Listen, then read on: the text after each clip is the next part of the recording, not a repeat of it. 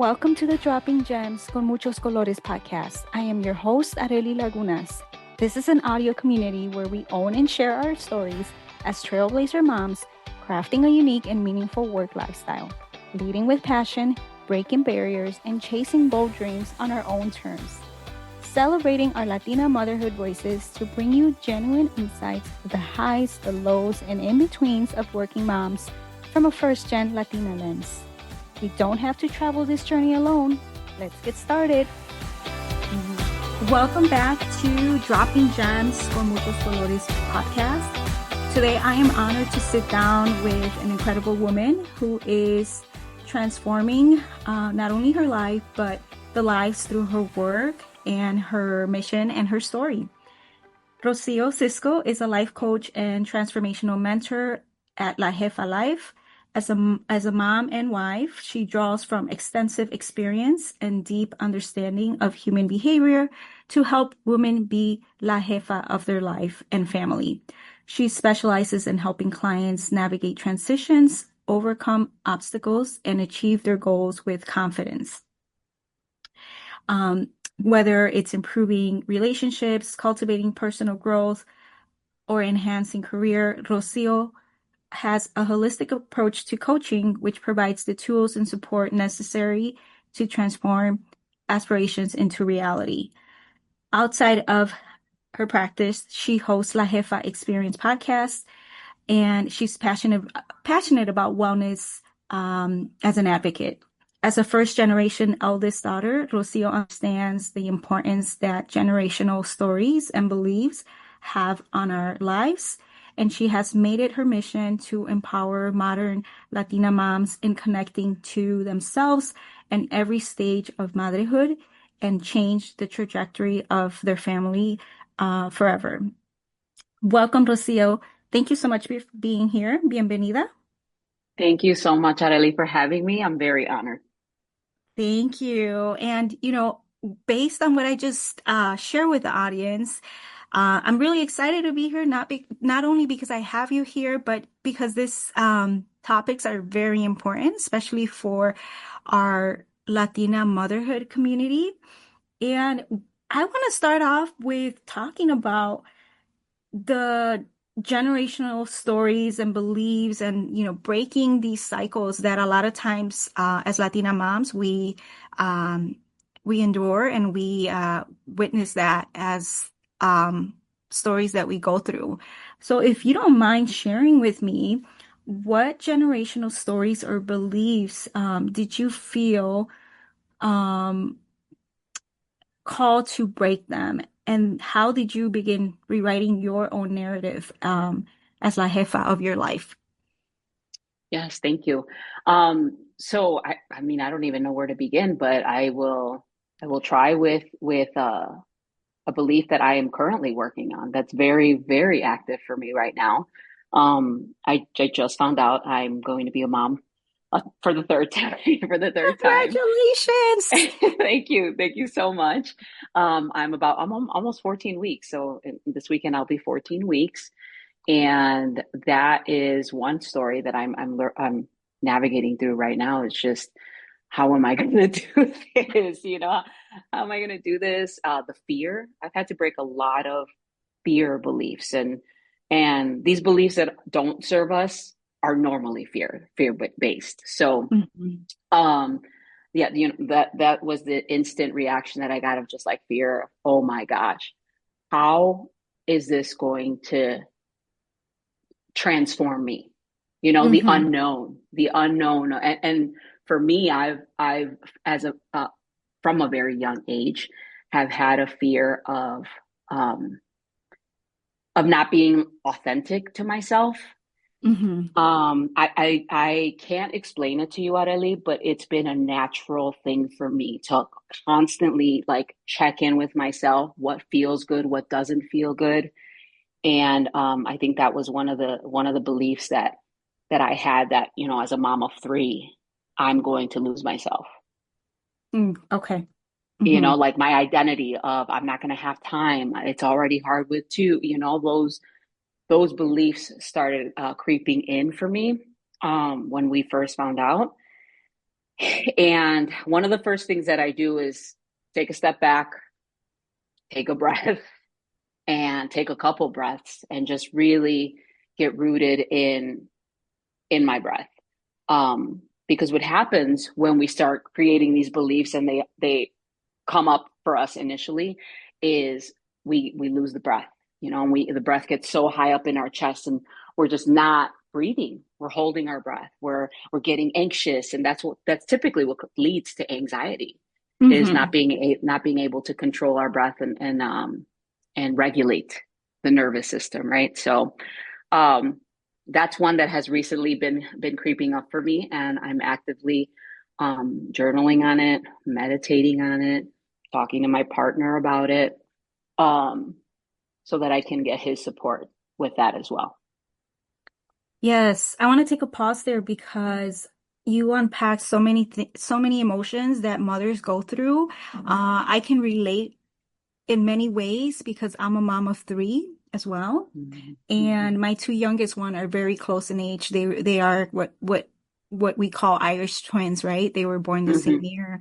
And I remember when I learned about my youngest son's when we learned that I was expecting, um, I also encountered fear. I was very happy, but I also mhm, had a fear because going back to what you mentioned, I was already having a difficulty with being a mom of two, of kind of learning how to get in sync and, being able to do everything right with my mhm. partner. I have a partner, I have a husband.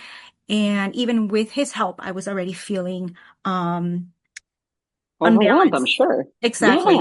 Overwhelmed, unbalanced. And when I learned that my son was being born, that was the first thing I said, how am I Yeah. going to do this? Right? Like I already feel all these emotions. So yes, that fear does show up, right? Oh Um, my I, God, totally. I love to, I love hearing that you are, your journaling, right?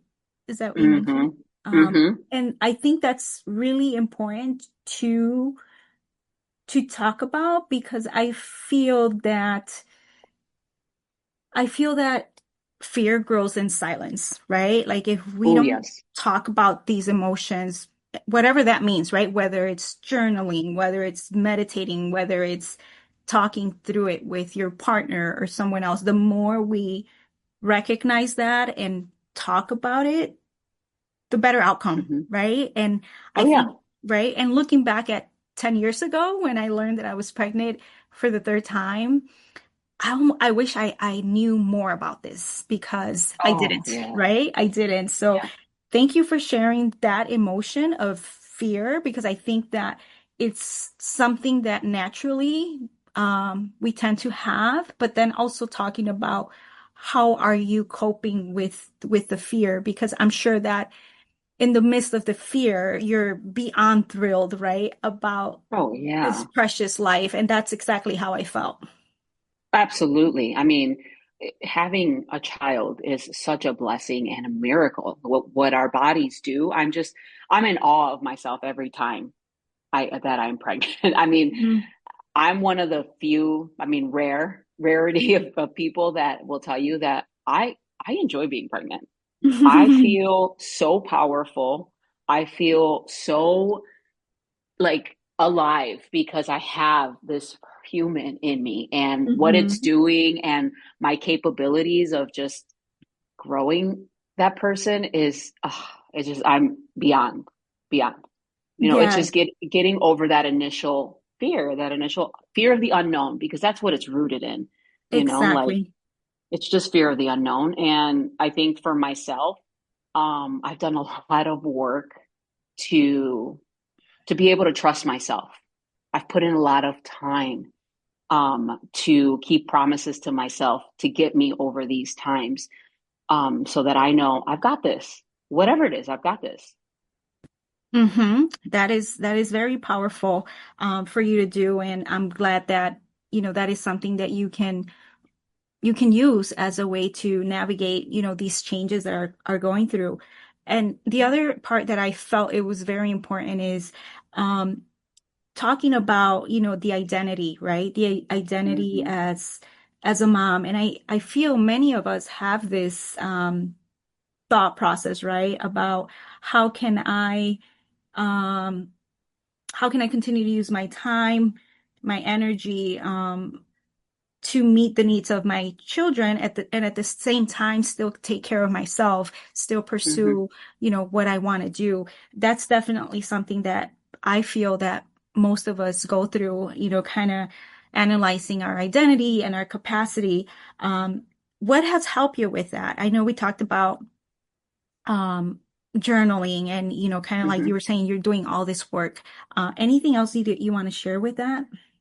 Well, breaking another belief that has pretty much run my life for a long time has been to ask for help.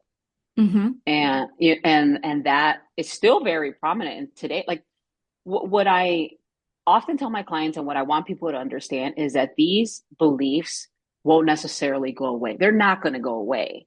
They Mm-hmm. just the voice gets like dimmer and dimmer and less, and then you're just able to turn around much quicker when you're aware of the negative voices, the Mm-hmm. beliefs that are not Mm-hmm. serving us. So that comes up for me often, and sometimes I don't even realize it. And I'm Mm-hmm. so grateful to have a husband who's also doing the work on his Mm-hmm. end, and is so acutely aware of that and our relationship that he sees me. Mm-hmm. Like it's almost like he picks up some slack on some days when he sees that I am overwhelmed, and or my energy's off and I'm not being myself, or I'm not showing up my best, and he'll check in with me like, "Hey, what do you need right now? Like, what can Mm-hmm. I do for you? How can I Mm-hmm. support you?" Yes. And that's so powerful too.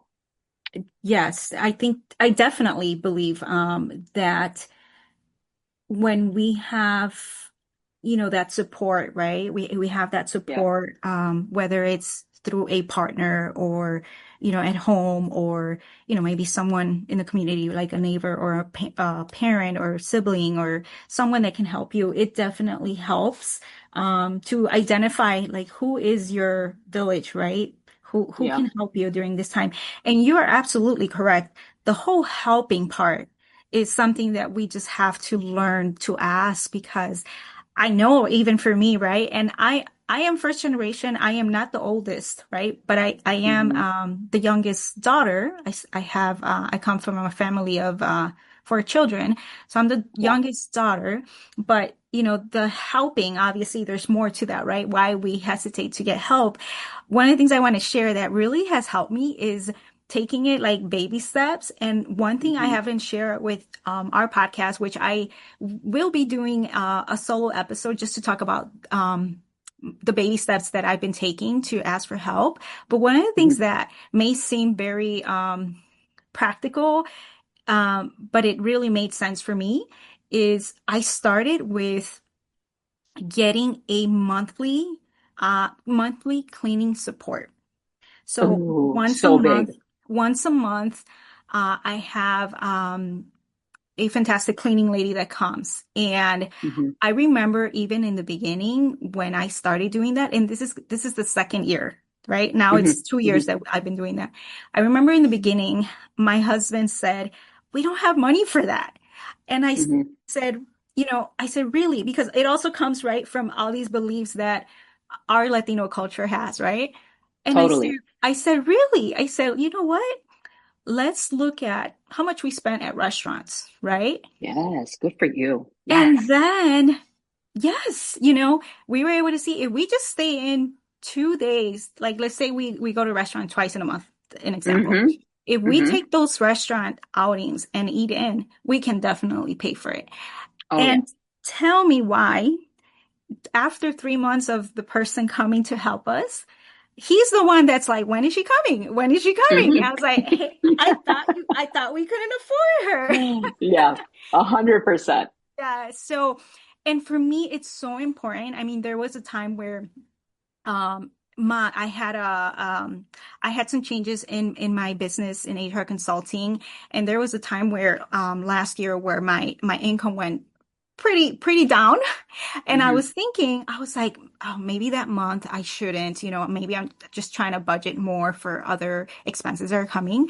But I Hmm. decided to leave it. I decided to leave it. I said, you know Hmm. what? It will find other ways to make up for that. But I just want to share Yeah. that by me asking for that external help open up Oh because yeah. now I could even ask for more help, but that took so much of me to ask for help and even Oh go through yeah. barriers within my own family. Yeah, of course. And and Of and of course. right? And I haven't Yeah. actually openly shared. Nobody knows that I get help except my kids and my family. Like not even my parents know that I get help. But it shouldn't feel that way, right? It shouldn't feel like why do I No, have to hide it, you know? like a Um shameful thing. It should not. yes, yes. So that Yeah. like you mentioned, there's all these, ba cycles that we have to break. Absolutely. I mean, and what when I think of the belief, it's if you want something done, you got to do it yourself. If you want something done right, you got to do it yourself.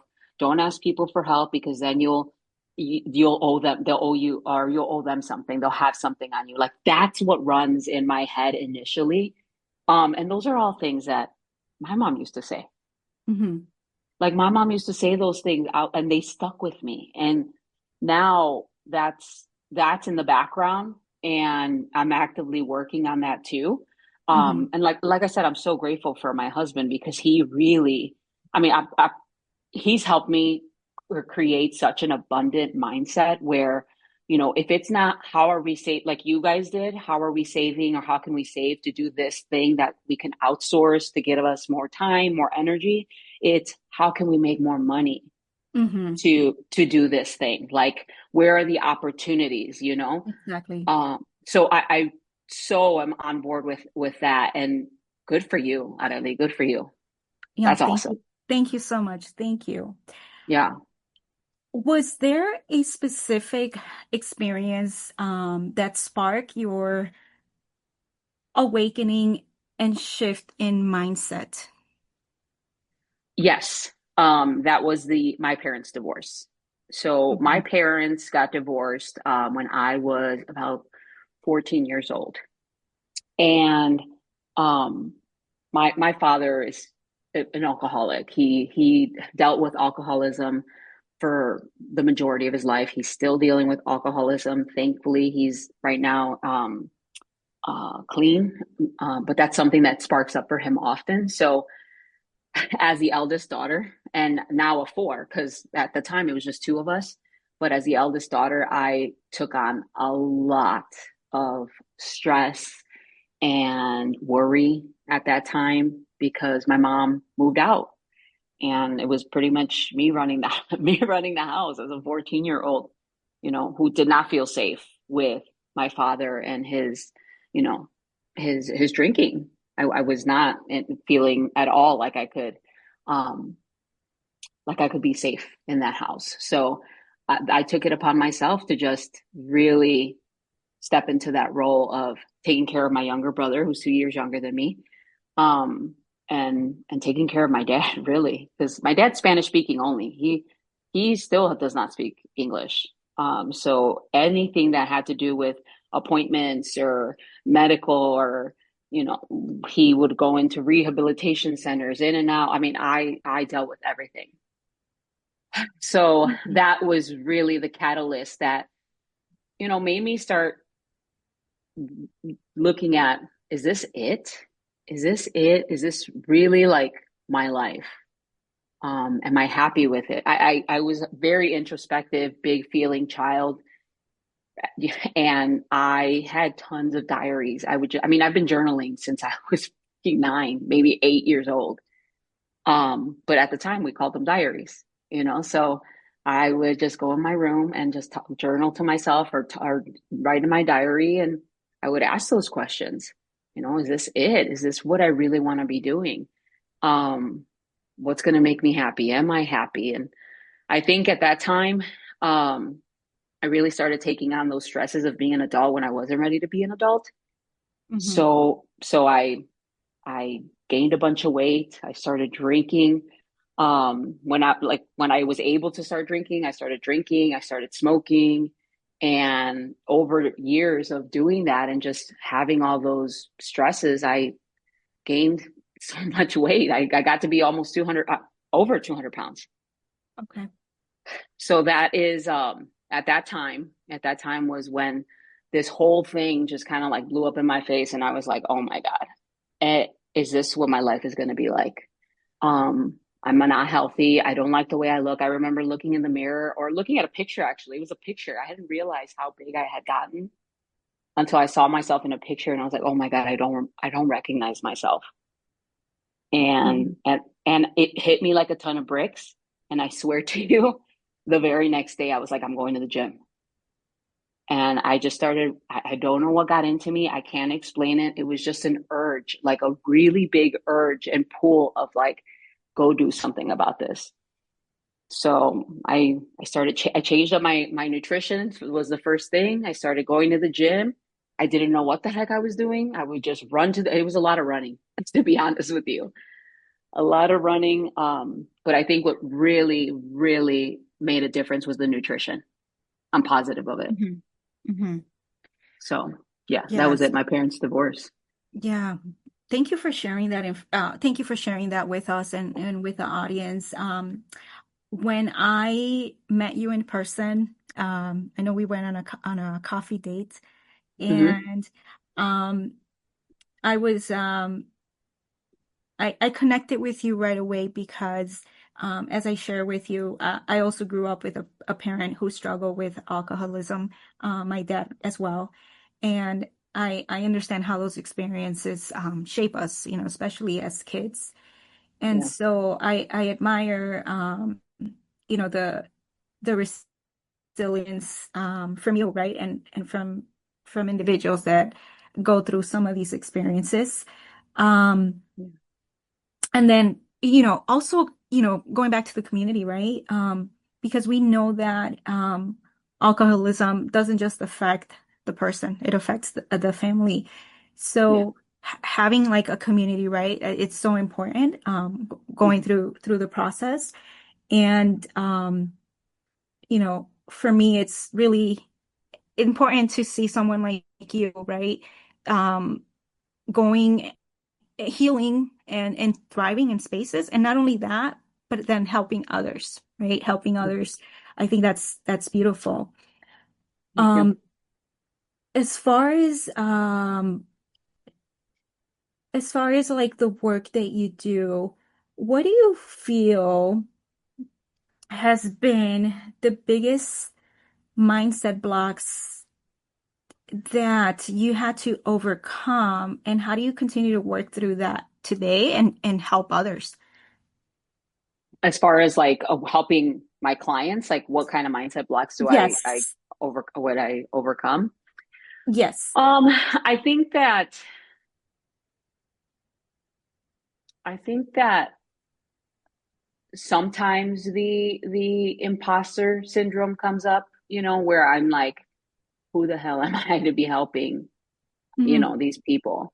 And I also honor that part of me, right? Like I honor the shadow parts of me that do come up, like the negative beliefs. I try to make them my friends, my allies. I don't shame them or make them wrong. I'm just it's an invitation to get curious of where's this coming from, where's it stemming from. So I think that still comes up for me sometimes. And I'm a perfectionist. I mean, you can imagine as eldest daughter, like I'm a perfectionist. If I'm not able to help someone, I'm very hard on myself.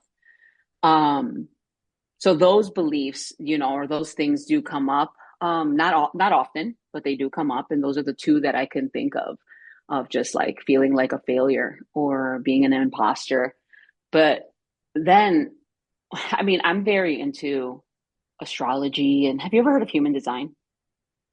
Yes, I have. Yes. Okay. I'm not Okay. an So, expert. I have heard of it, but yeah, I would love okay. to learn more.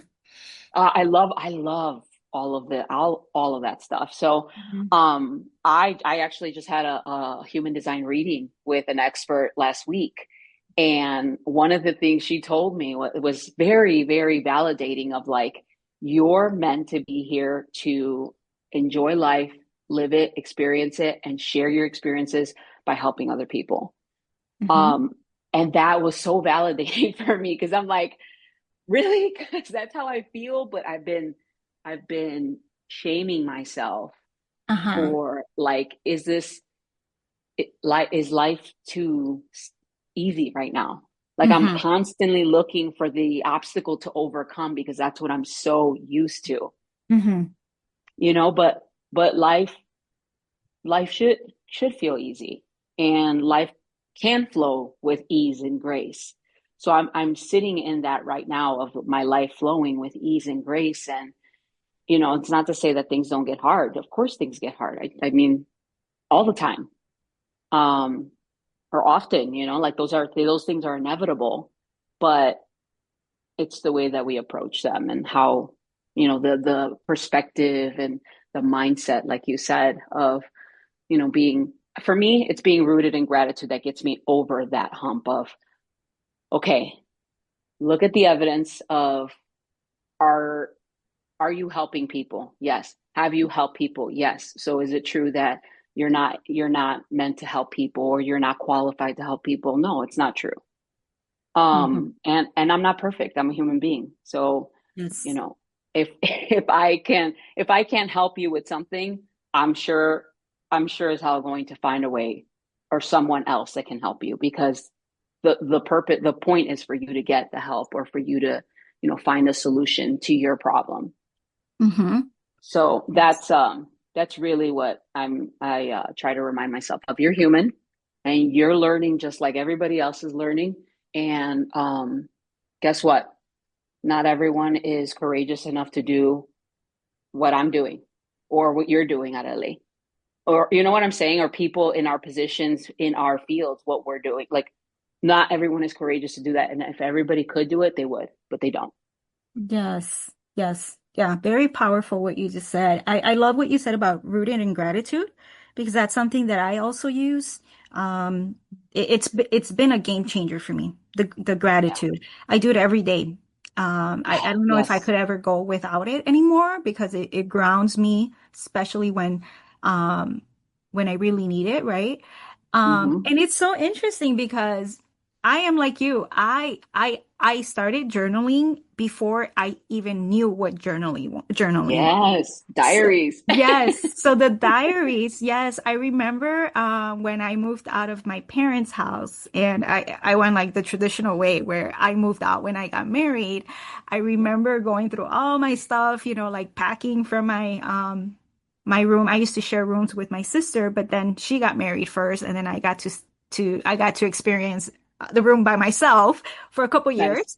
And then I Yeah. moved and then I moved out when I got married. I remember packing and I remember finding all my diaries, right? And I remember Yep. laughing because I was thinking, what was in my head, right? Yeah.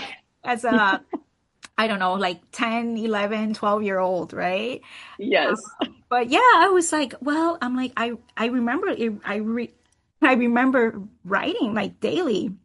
Yeah. And so that's kind of when I learned like one, I have a love for writing. And two, Hmm. then I started thinking, how come I don't do that now? So I'm trying to get back into the habit of journaling, right? I haven't been consistent, but I know I could do Yeah. it because I was doing it before. Yeah, totally. And honestly, it's 1 minute, one Hmm. minute of just dumping. I call it a brain dump in the morning, Hmm. where you're just dumping things that are on your mind onto paper, and you have the opportunity to just look at it, like check in with it, ask yourself, is there anything that I could do to, either support Hmm. these feelings or these words, or to transform them, right? Yes. But Hmm. that's why it's such a powerful tool, because of the fact that you get it out of your head into paper, and then you're actually becoming aware of what's going on with you. Yes. Yes. Makes me think we need to bring back diaries and Oh my gosh. right?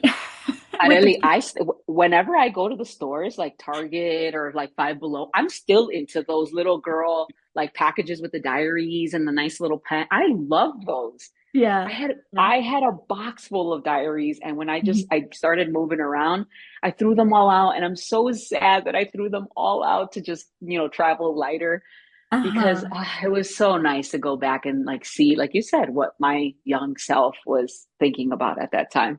Yes, yes, yes, for So sure. cool. Yeah. Now, talk to me about your identity in fitness. I see the work that you're doing from a fitness perspective. And for me, also, that's something that I enjoy watching you because um, my fitness journey started about 10 years ago. However, I feel that the last 5 years, I've been more intentional about learning more about what works for me as a Hmm. mom of three. And so tell me, how did your fitness transformation go beyond what that physical what that fitness transformation is for you now from a physical perspective, and Hmm. also how does that help you, as your as a mom, as a partner, as a woman? Yeah. Oh my God. Fitness was my physical transformation was really the catalyst to every single transformation in my life. And I honestly believe that that is the catalyst to most people's transformation and the gateway. Let's call it the gateway to most people's transformation. Um, it's why I started La Jefa Life. I saw, well, first let me start from the very beginning. I had already mentioned I gained upwards of 200 pounds.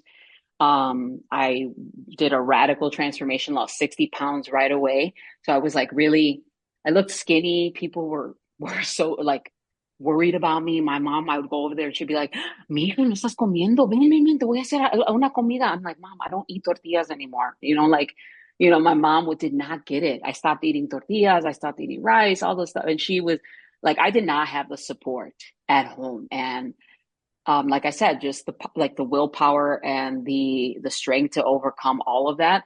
I was like, no, I'm sticking to this. This is my life. This is what I'm doing. I'm doing it this way. So I got skinny. I didn't have any muscle. And then I hit a plateau and I, uh, I started looking for things. I was doing Zumba at the time. I was really into it. I love dancing. Dancing is my one of my other things that I go to really just check in with myself and honestly to connect back to myself through the Mm-hmm. body. So I started looking through things and stumbled upon CrossFit, Mm-hmm. and I fell in love with it. There's no other way to say it other than I fell in love with it. Learning how to move and lift weights and then lift heavy weights was just so empowering to me. And that transformation into CrossFit really just got me to be leaner and stronger. I started competing. I then in turn wanted to help people with their fitness transformations, and I left my corporate job at Chase. I was working at Chase as a personal banker, as a licensed personal banker at the time, and I did not want to do corporate anymore. It was just not feeding my soul. And um, my coach at the time, Angelo Cisco. I was already a member of his gym, and he knew that I wasn't happy there, and he was looking for a admin for his small business, his CrossFit gym. And I said, sure, why not? And just another thing that I had to overcome of like everyone thought I was crazy. There was no benefits there. It's a small business. You're leaving a corporate job with all these benefits. You're making good money. And I was like, you know what? I'm not happy here. I got to follow my heart. It was always my thing. I got to follow my heart. My gut's telling me that I need to go here and I would be much more fulfilled here. So I went there and that changed my life in itself. But that's really when I fell in love with working out and transforming my body because I was still learning and I was still learning how to do that, from just dropping all that body fat and then gaining all that muscle and then seeing what I was capable of in the gym was, like I said, very, very empowering to me. And it's one of the first things I do with my clients is help them find a physical practice that works for them. because Hmm. the connection to the body is really the gateway to everything else. I love that, the connection to the body. And I believe that is very accurate. I feel that that happened to me too. Um, when, as I mentioned, right, when I had my two babies in the same year, obviously that was a lot of changes, right? Having two babies in a Hmm. year. Oh Not yeah. only body changes, but everything else. Oh And yeah. and that year, which it was in 2015, so 10 years ago, I not only was I going through these changes with my body and learning to be a mom of three now under 4 years old for my three kids, but I also was grieving. I had just lost my grandma unexpectedly, and I had just left a job due to a toxic leader. So it was like so many changes, like, right, one after another. Yeah. And I remember, I think it also comes with like just our culture, right? Really not understanding what's going on and how to ask for help. But I remember Hmm. my husband, obviously, he was seeing it from first point of view, right? He was witnessing that I was just not being myself. And I remember Yes. I don't know how he found it, but he said, Areli, for your birthday, my birthday's in July. He's like, you are going to do a boot camp at a fitness center, right? And that Beautiful. fitness center, the reason why I'm mentioning it here is because I just learned that they're actually closing down after being open for 25 years. Oh, Yes, so it was Hyper Fitness. Not sure if you are aware no. where they are, but it was like I think it was like a 3 week boot camp where you would Yeah. come in for 3 days and just do fitness, right? Yeah. And Love I'm that. not kidding you. That's all I needed. Like Yeah. that was kind of like putting, I don't know, what would you say? Like putting how do you say, I'm having like a Spanish English moment here, a Spanglish, suero, Suero. Okay. Yep. right? Yep. Like Like an an instant IV. like an Yeah. Like, instant boost, yeah, right? Like an for instant sure. boost into my system. And that's when I realized, wow, like all I need is movement. I need to connect to my body. I need to connect to Yeah. myself so that I can go through all these changes that are going through, right? And that was like for Oh, me, I was totally. like, that's when my fitness journey began. I was like, wow, I didn't realize fitness can do this to you. Hmm. Because you Yeah. don't grow up, you don't grow up seeing this, right? You don't grow up seeing this, No. especially from your mom, right? Who are the Oh, totally. caregivers and give their heart and soul, and then, they leave their own cups depleted. So for me, like the fitness is something that for me was a life changer. And like that's something that I now pursue. Like that's like a non-negotiable for me. Absolutely. And I Yes. 100% agree with that. I love that you just said what you said about moms and how we don't witness that. And that's not something that we're used to. That is the very reason why I am so relentless in keeping that practice, even now as a mom of almost three. I, they, our kids are learning who they are. Hmm. Before they actually learn who they are, they think they're a part of us. Think Hmm. about it. They're in our bellies for almost 10 months.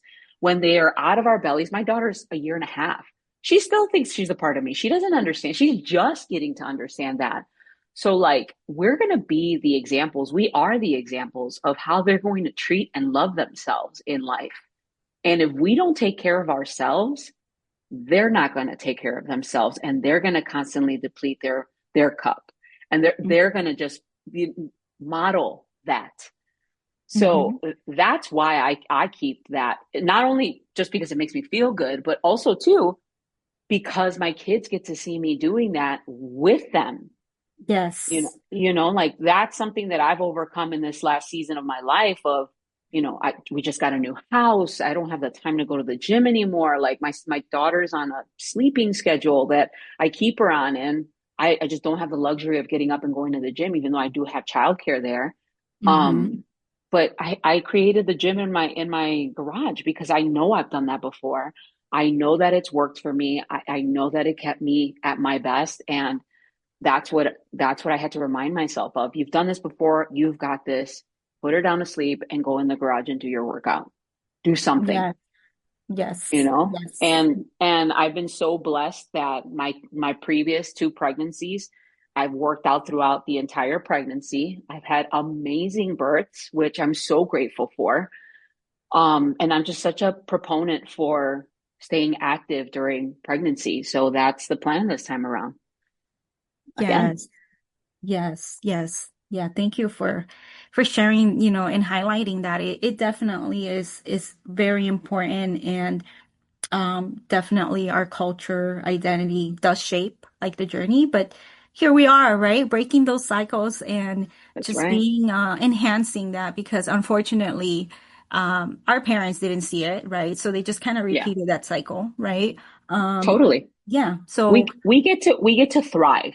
We hmm we deserve to thrive. And I think hmm that that's one of the things that, like, our parents, they didn't have the luxury of thriving. They had to survive.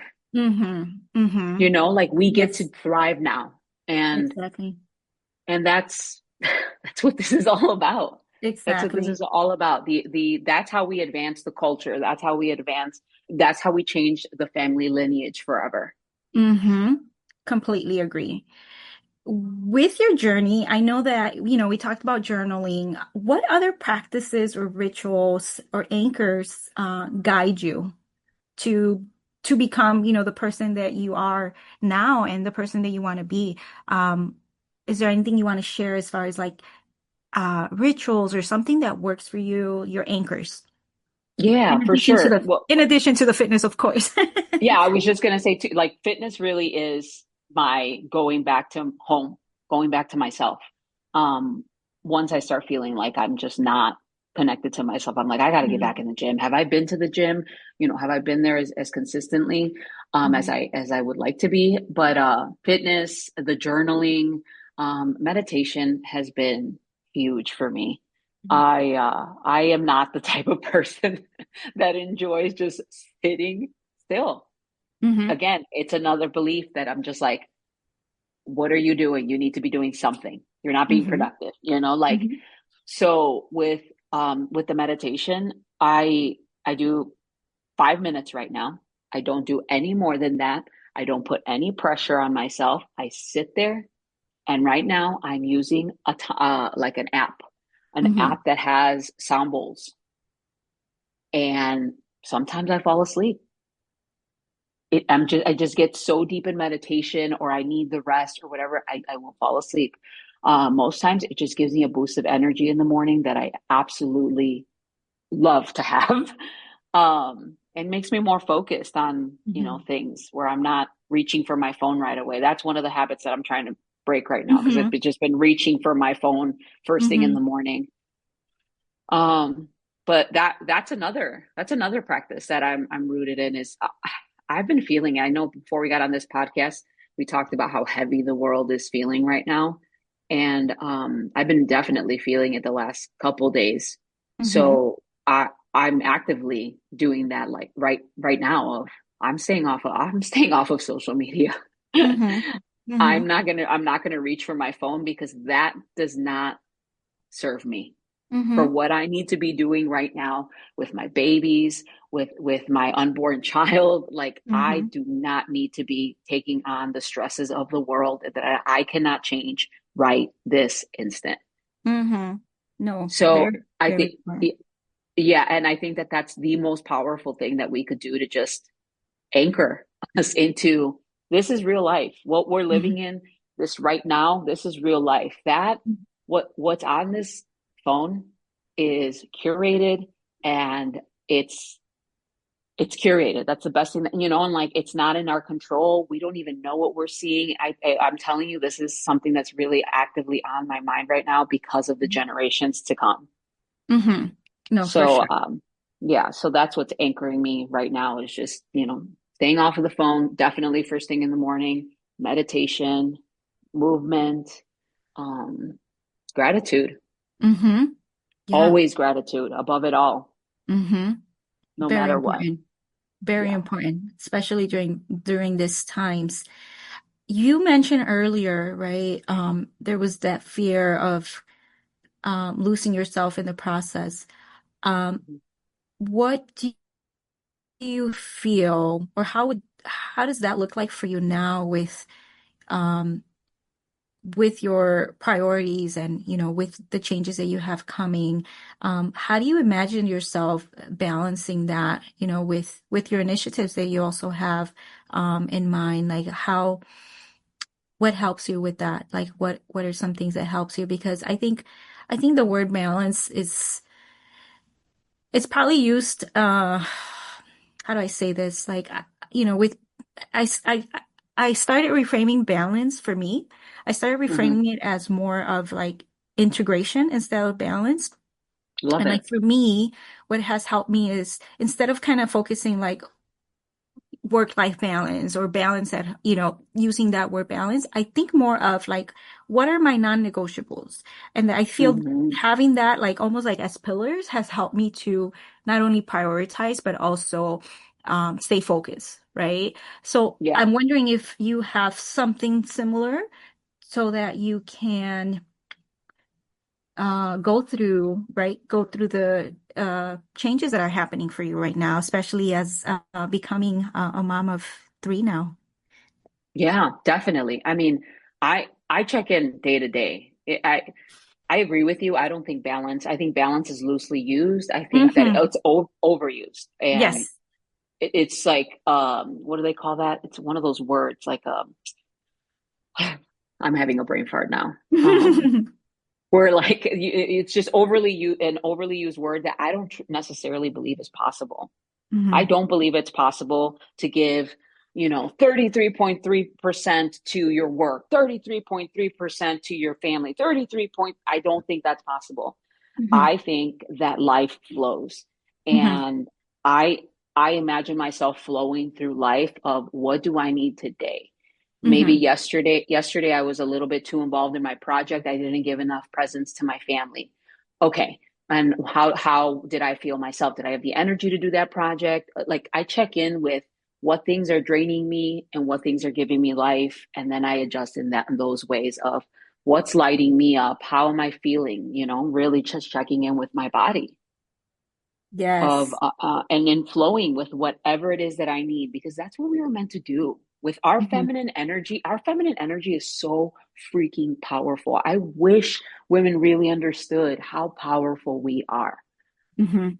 And I just, and that's why I do what I do with my clients, because that's what I ultimately what it means to me to be la jefa of your life, Hmm. is to be the badass mom and to feel like the amazing, the badass woman, and to do whatever calls you to be done, to Hmm. do in this life, and not care what anybody, do it unapologetically, not care Hmm. what anybody has to say or think or feel about how you're living your life, because it's your life. And do Hmm. what's best for you and your family, and do what's best for and that's how I want people, I want women, moms, specifically I want moms to feel that true empowerment to live their lives in however they feel is best for them and their families. Hmm. I That's I it. love that. I love that. I love that. And I love that you what you brought up is important, right? What's draining me? So in addition to like what are my non-negotiables, my priorities, like what's draining me, right? Kind of doing a self-audit at your situation, right? I think that's really Mm-hmm. important. And I love how you are tying that to the work you do, right? Because that would be very helpful for someone who is navigating and, trying to make sense of their situation. And how you mentioned, flowing. I love that. I love that. I feel, yeah, you're right. It's like flowing right in the life. And then for me also, like one of the things I realize now, even though I was going through it, it's like recognizing the seasons, right? And I think Yes. Yes. right, and I think for Yeah. us, it's so. maybe because we're in the Midwest, but for me, I'm like now I even embrace the seasons because I've always been a summer girl and I've always before I used to get so upset when like fall would come because I'm like, ah, summer is ending. But Yeah. because I realize, hey, we have seasons in life, like now I even enjoy it like these seasons, right? It's almost like it just I- went like a whole 360 in my mentality with seasons and why they happen. oh yeah, that's a great point. And then you Yeah. could go deep, you could go deeper into like your cycle. And that's what I mean. Like we're just so receptive to the world as women that we have this power that of being an ability to be able to flow like men cannot. Mm-hmm. They Mm-hmm. cannot. And that's why we make great mothers, you know? That's why we make the maternal is within us and why it's so natural to, to a woman like that. So, yeah, Yes, yes. I think, yeah, definitely. Mm-hmm. Seasonal awareness is beautiful. I love that you're Mm-hmm. doing that. I'm gonna start doing that. When when you think about your children and you talked about the future generations, what legacy do you hope to leave through the work that you do and the transformations? Oh, I love this question. I get emotional when I think about it. It's so Oh. wild to think of like not being here, Mm-hmm. but we're all heading in the same direction Mm-hmm. and it's not as much time as we think that we have. It's what's Mm-hmm. wild. Yeah. Um, I wanna leave my kids, especially and you know this comes up for me being in the depths of like the the heaviness of the last couple of days. I really want to leave my kids rooted in love. And I Mm-hmm. want them to know that they are capable of anything that they want to do in the world as long as you're rooted in love. Love for Mm-hmm. yourself, love for your neighbor, love for your family, love. Above all, Mm-hmm. above fear, above anything. Everything is figure outable. Mm-hmm. I And love that's what that. that's what I wish for the generations to come. I love that. Very beautiful. Thank you for sharing that with the audience. It's Yeah. not just beautiful, but I feel it's very powerful. Um, especially the rooted in love like for yourself, right? And Yeah, obviously I think it starts with yourself, right? It starts with yourself absolutely. and then you can pour that into your neighbor, into your community, right? So Absolutely. that definitely is it's in my opinion not just the life skill, but very, very important. The Yes, life skill. exactly. The Yes. life skill. Yes. And I really, really hope that more people start to realize that because that's why we Hmm. have the problems that we have in the world is because people don't Hmm. like themselves. I agree. I agree. They There's they lack of don't love. let yes. Yes. How can anybody that has a lack of love, like that doesn't like themselves, love Hmm. anybody else, do Hmm. for anybody else? You just can't. You're running on Hmm. fumes. You're on an empty cup. And Hmm. yeah, and Hmm. it's just it's so important. So important. Yes. Yes. Thank you for sharing that. Yeah, And I my want to pleasure. thank you, Rocio, for sharing your story, sharing your transformation, sharing your wisdom, and sharing a little bit more about your life with me and the audience. I can tell you from somebody who is reserved, it takes a lot of courage. And I don't know if your personality is like mine, but I know for me, it took a lot of me to even have a podcast. I was thinking about this earlier this week. I was like, wow, I was thinking about me as a child and, I've always been reserved, I've always been the person that soaks in like in school, right? You get a lecture about a subject. I soak it in, don't really Hmm. ask questions until after I soak everything. And then as I went through life, right, college and work, I was not an outspoken person, right? So I was thinking, Yeah. I'm like, wait a minute, how did I go from like zero to like having a podcast? Beautiful. I love Right? that. Um, Absolutely. But, obviously there's, like you said, there's a lot of work that you do, a lot of healing, and then realizing that you have a mission, right? And you're driven by that mission. So I Yep. want to thank you for sharing your story with us today, part of your story, because obviously this is not, your entire journey, but I appreciate it. And I look forward to learning more about your journey as La Jefa, which I feel it's an inspiration not only to Latina moms, but also to women who are seeking to break cycles and step fully into their power. And Thank you. I would like to leave in our notes for those that are listening and want to connect with Rocio. I'll definitely put any of your contact information, like social handles or website, if you want to share that with us. I'm more than happy to put that also in our notes, or if you want to share it now, it's up to you. But I Yeah. want to thank you for sharing that with us and for our audience for tuning in. Thank you so much, Arely. I am, like I said at the beginning, so honored to be here with you. And thank you for giving me this space. If anybody wants to contact me or follow me, I am on Instagram at Ro underscore Sisco Sisco. I'm on Facebook under Rocio Sisco, and La Jefa Experience is on Spotify and I believe Apple still. Mhm. That this La Jefa life is transforming with me as I'm becoming a mom of three.